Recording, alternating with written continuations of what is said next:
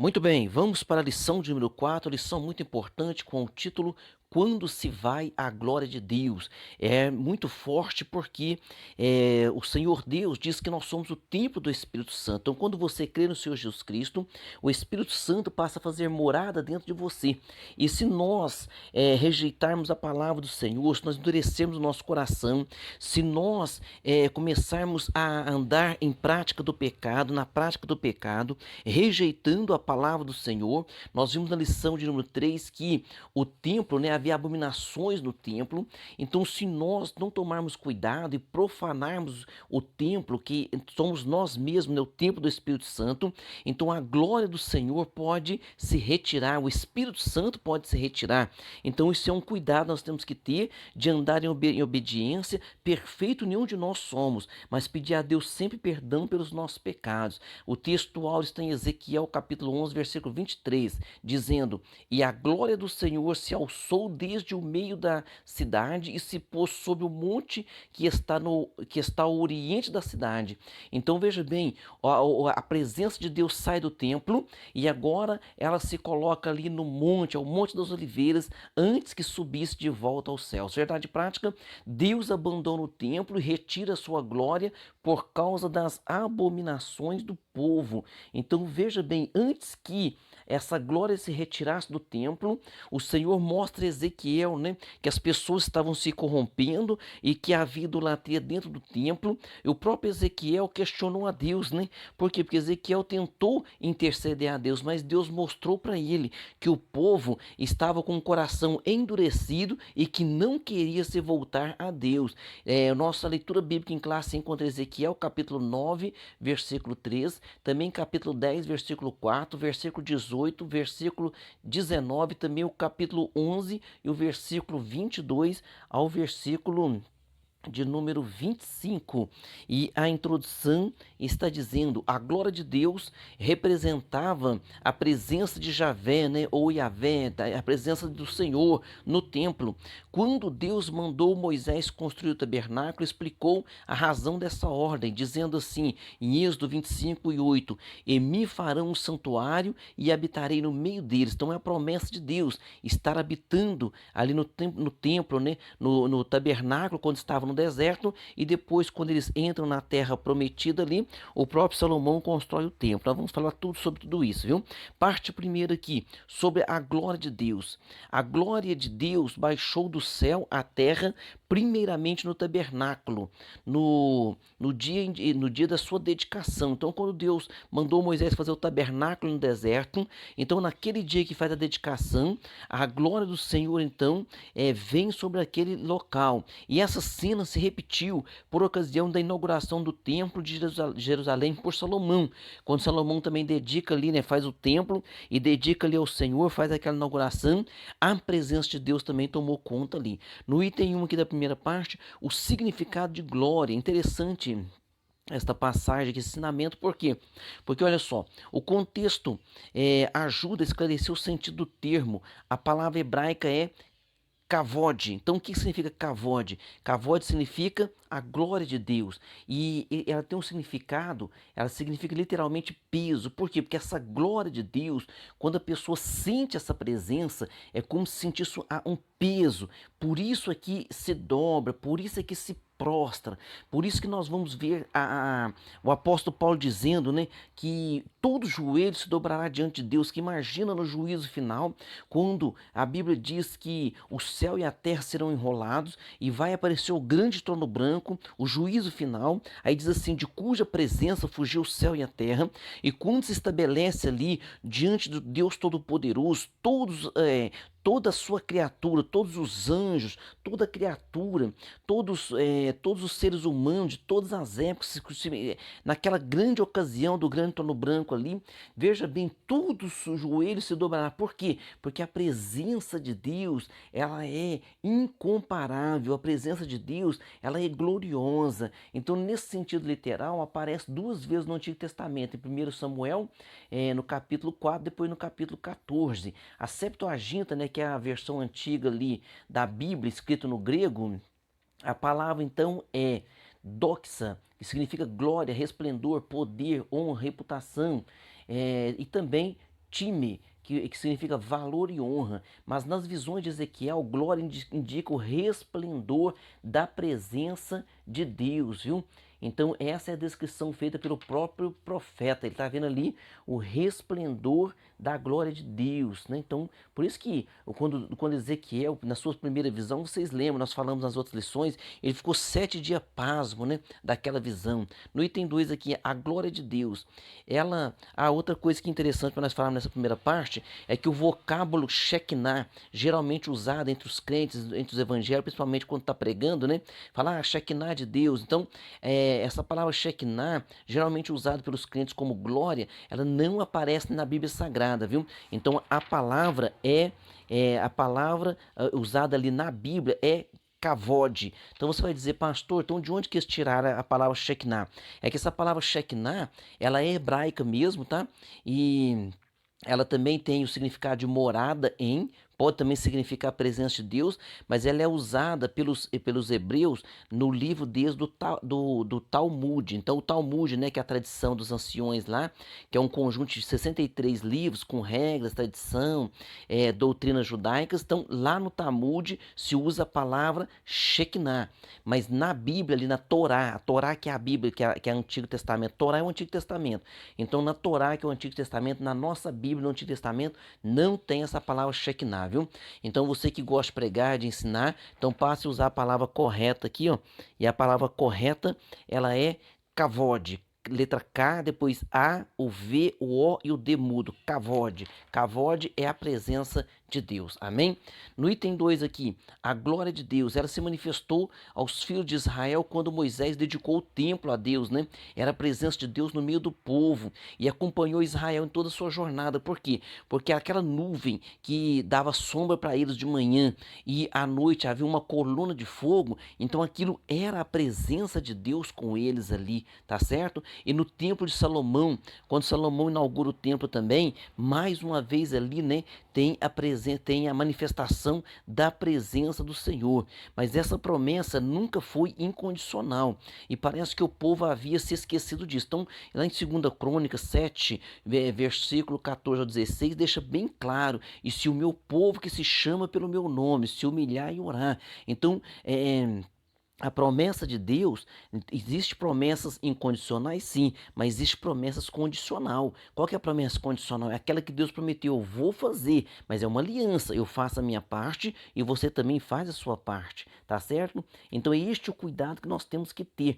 Por quê? Porque o povo entendia o seguinte: não, o templo está aqui, a presença de Deus está no templo, então ninguém vai destruir esse templo. É verdadeiramente. Se a presença de Deus permanecesse ali, ninguém poderia pôr a mão naquele templo, mas nós estamos estudando aqui, Ezequiel viu que a presença de Deus se retirou por causa da idolatria, aí sim vieram destruir o templo, tá certo? Na parte 2 aqui, sobre a retirada da glória de Deus.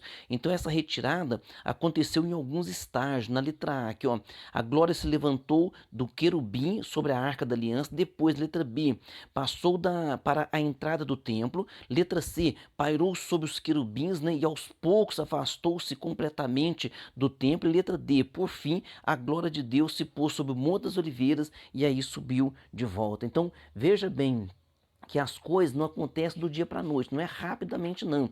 Então foi paulatinamente, ou seja, ninguém se desvia do dia para a noite não. Ah, eu estava crente, eu estava fervoroso, eu estava indo na igreja e agora me bateu um desânimo, não vou mais. Não, é uma coisinha aqui, uma coisinha ali, são detalhes, viu? Então no item 1, querubim e a nuvem.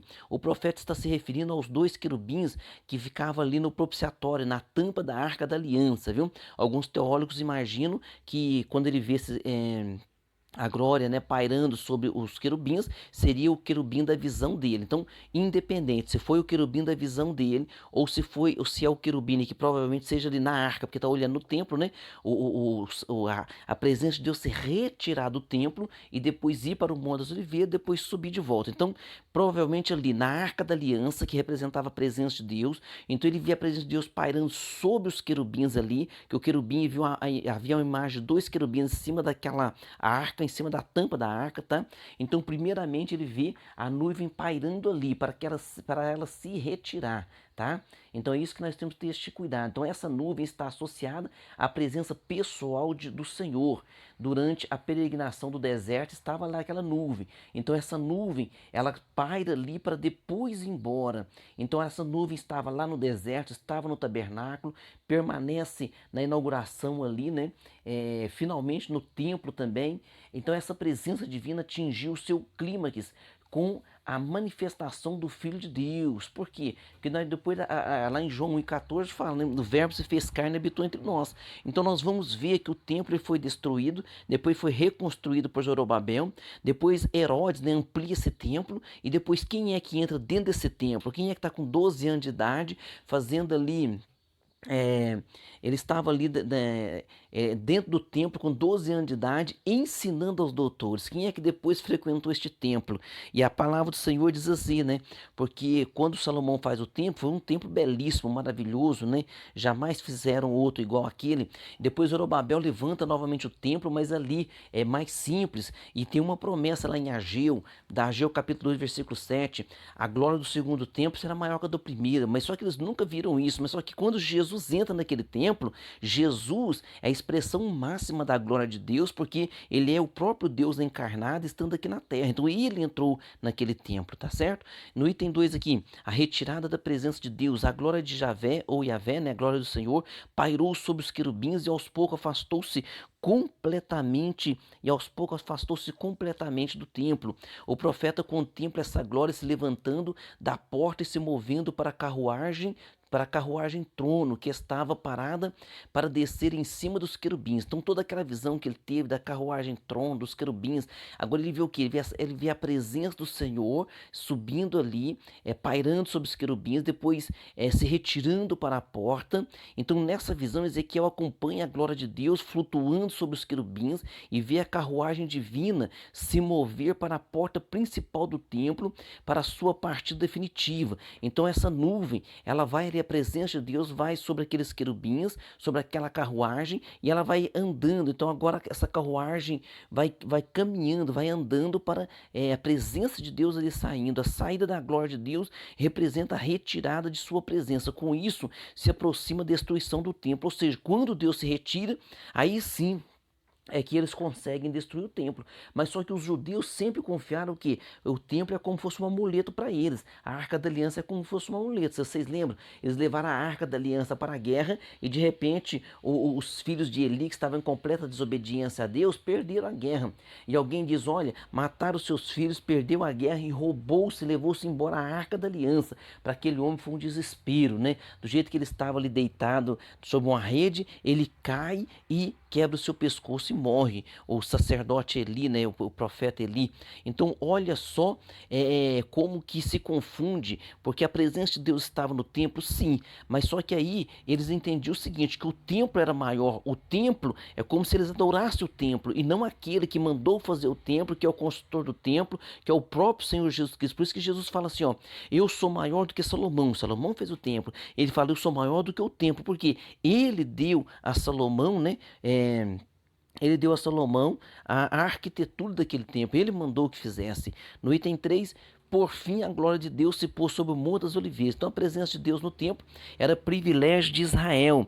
Mas isso exigia responsabilidade, de modo que a glória de Deus, né, pudesse estar no meio deles, mas através do que?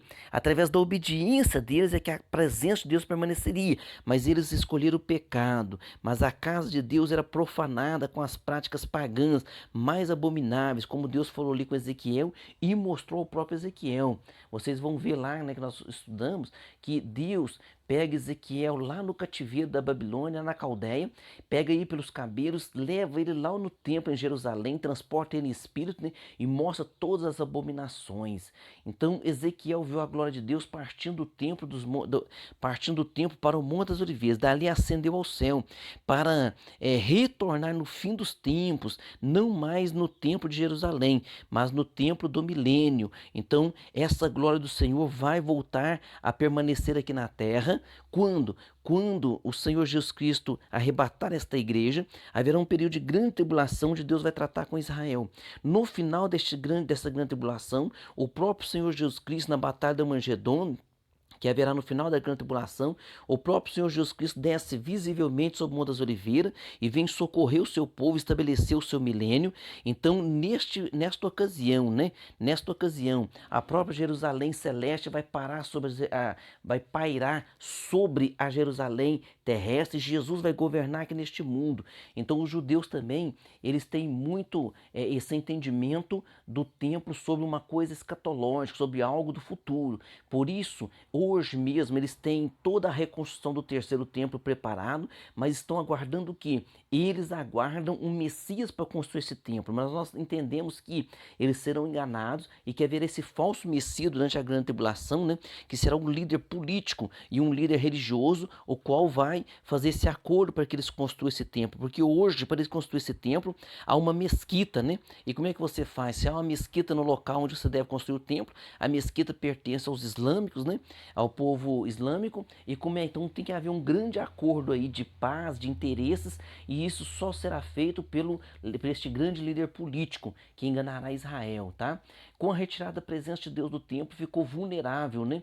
E agora esse templo será destruído. O próprio Ezequiel contemplou isso. Interessante que o Monte das Oliveiras é também o local da ascensão de Jesus. Então, veja bem, quando a presença de Deus sai do templo, vai para o Monte das Oliveiras e ascende ao céu. Jesus agora, ele está, se nós formos analisar isso aqui, ó, Jesus agora, ele entrou novamente naquele templo, ou seja, a presença máxima de Deus foi Jesus entrando naquele templo, ensinando os doutores, depois algumas ocasiões que ele foi no templo ali, e agora o povo judeu novamente vai o quê? Vai rejeitar Jesus, vai rejeitar a presença de Deus. Então Jesus será morto fora da cidade, ali no monte chamado Monte da Caveira, né, no Gólgota. Ele é morto no Calvário, e agora quando ele ressuscita dentre os mortos, ele fica 40 dias pregando, e quando ele vai ser assunto ao céu, sua ascensão é também no Monte das Oliveiras. Muito interessante isso aí, viu? Porque a presença de Deus foi retirada do templo,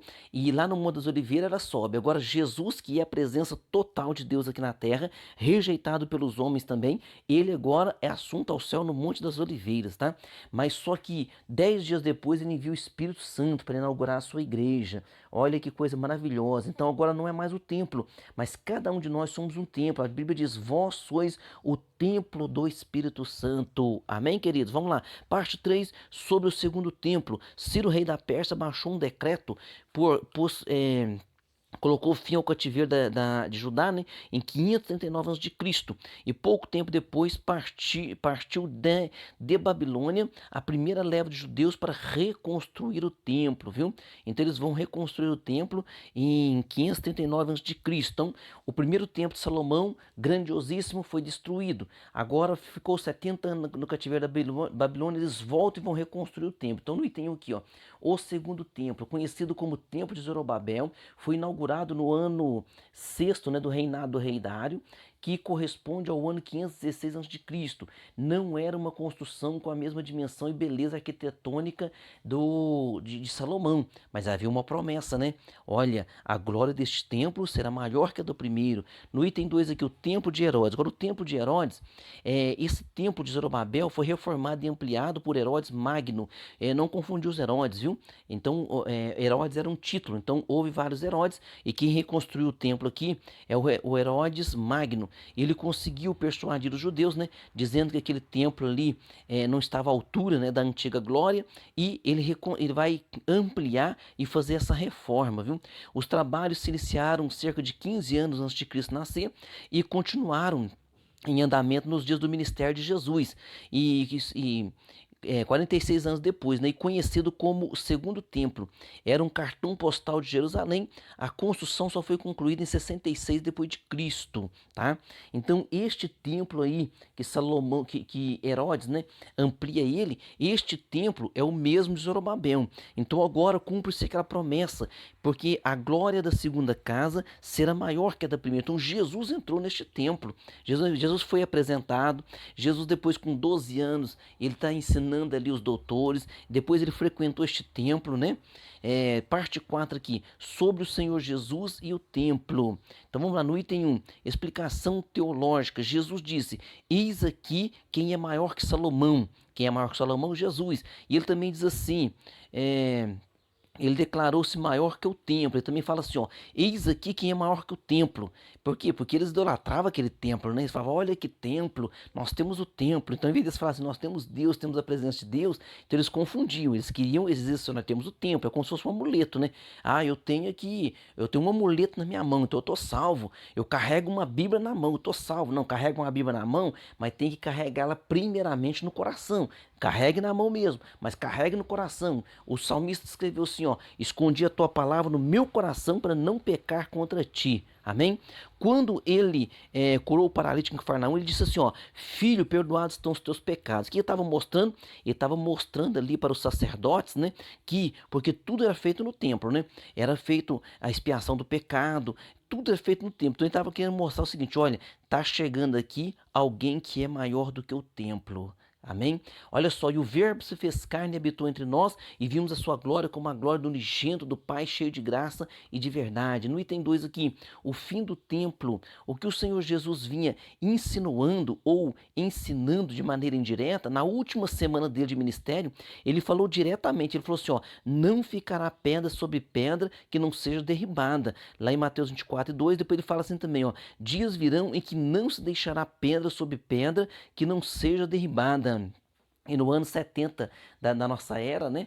No ano 70, o general Tito entra ali e destrói com toda aquela cidade, com todo aquele templo. Jesus anunciou o fim do templo, como fizeram Ezequiel, né, e os demais profetas. A glória de Deus se retirou do templo antes da sua destruição, porque Jesus Cristo morreu antes disso, né?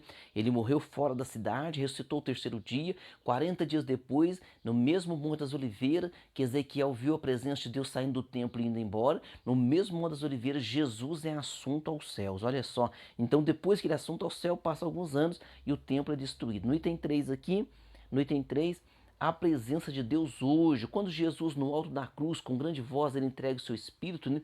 O véu do templo, naquele exato momento que ele entrega o seu espírito, 3 horas da tarde, houve um grande terremoto, teve um eclipse do meio-dia até as 3 da tarde, e naquele grande terremoto, o véu do templo, que era um calhamaço de cortina, assim, ó, ele se rasgou de alto a baixo, significando que Jesus abriu um caminho direto para os céus. Agora, você não precisa mais do sacerdote, do sacrifício de animais, você vai orar a Deus, você vai receber a bênção de Deus, você vai crer no seu coração, viu? Você vai congregar, ser batizado nas águas, você vai entrar no teu quarto, falar com o Senhor, você vai orar pelos enfermos. Ah, mas eu preciso do pastor orando. Você pode orar, você pode repreender o mal. Ah, tem alguém endemoniado, eu vou lá chamar o pastor. Em vez de você ir lá chamar o pastor, você levante a tua mão e fala assim, ó, sai em nome de Jesus, porque Jesus te deu autoridade. Tudo é feito em nome de Jesus, com a autoridade de Jesus, viu? Não é a força do homem, mas é a força que vem de Deus. Amém?